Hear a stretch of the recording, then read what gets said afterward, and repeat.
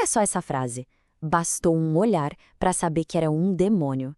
É com essa linha, que vem direto de um desses contos, que a gente começa a nossa viagem. Uma viagem para um mundo que, ao mesmo tempo que é super misterioso e fantástico, tem uma ordem muito profunda por trás de tudo. Então, de onde vêm essas histórias todas? A nossa fonte aqui é uma coleção incrível de contos folclóricos judaicos, organizada por Pinhas Sader. E olha, pode se preparar, porque a gente vai entrar num universo onde a magia e a moralidade se misturam de um jeito que a gente simplesmente não espera. Beleza, então bora mergulhar de cabeça nisso. A primeira coisa para entender esse universo é aceitar que ele é muito, mas muito estranho. De um jeito maravilhoso, sabe? As histórias aqui não seguem a lógica que a gente está acostumado, nem de longe.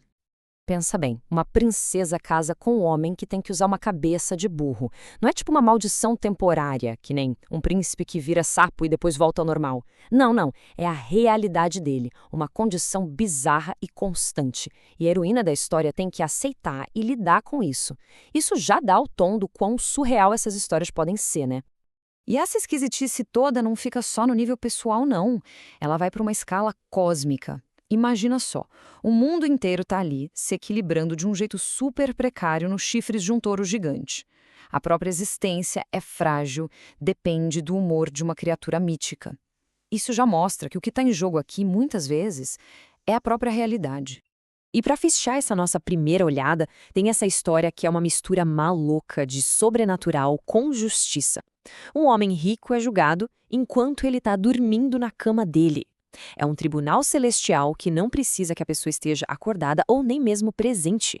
É um mundo onde a nossa responsabilidade moral vai muito além do nosso corpo físico. Então, quem são os personagens que vivem nesse mundo? Pois é, tem um elenco enorme.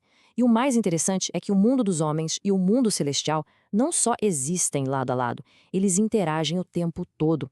E essa interação muda o destino das pessoas de um jeito bem direto e muitas vezes dramático.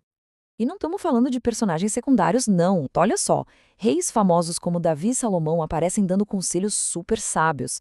O profeta Elias anda por aí disfarçado só para testar se as pessoas são boas de verdade.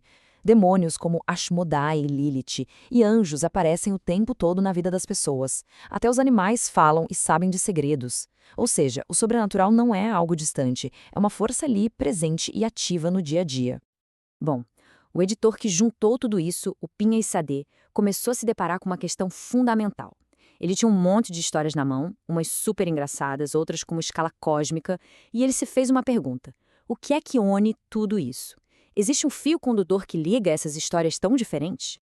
E foi essa pergunta que virou a chave da análise dele. Não era só sobre juntar contos legais, era sobre encontrar a alma dele, sabe? A filosofia única que estava ali, pulsando em cada uma. O que fazia com que esses contos fossem, na sua essência, tão únicos e específicos daquela cultura? E agora vem a parte mais interessante. O Sadas encontrou a resposta dele não olhando só para essas histórias, mas fazendo uma comparação. Ele colocou esses contos lado a lado com outros que todo mundo conhece, os contos dos irmãos Grimm. E essa comparação é genial. Pensa nos contos de Grimm. O grande lance é o medo, né? A escuridão da floresta, o terror da bruxa, do lobo. A salvação é quando a gente finalmente escapa desse terror. Agora, nesses contos folclóricos judaicos, a coisa é diferente. O terror, os demônios, os problemas, tudo isso é só o pano de fundo, o palco. A história principal é sobre outra coisa, a justiça divina. Então, o pulo do gato é esse. A ideia central, e que é bem radical, é que o universo tem uma espécie de bússola moral. Mesmo quando tudo parece um caos, quando a gente olha para o mundo e não vê sentido, por trás de tudo, nada é por acaso. É isso que o Zard diz que é a assinatura única dessas histórias. Não é que não aconteçam coisas ruins. Claro que acontecem, e muito. A grande diferença é que, aqui, essas coisas ruins acontecem por um motivo, fazem parte de um sistema maior, tipo uma contabilidade moral do universo, mesmo que a gente de cara não entenda a lógica por trás. Tem um conto, Os Dois Funerais, que é o exemplo perfeito disso. Imagina a cena. Um homem super bom, piedoso, morre e tem um funeral horrível, humilhante. Ao mesmo tempo, um cara super mau, egoísta, morre e tem um funeral gigantesco, cheio de honras. À primeira vista, parece a maior injustiça do mundo, certo? Mas, na lógica dessa governança moral, faz todo sentido. O homem bom está pagando pelo seu único errinho aqui na Terra, para chegar no céu totalmente zerado, e o homem mau está recebendo a recompensa pela sua única boa ação aqui, para chegar no inferno sem nenhum crédito. É como se as contas fossem acertadas antes da viagem final.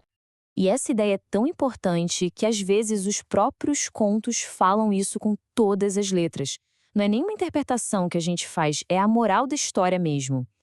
A grande lição, o verdadeiro teste para os personagens é ter fé nessa ordem que existe por trás de tudo.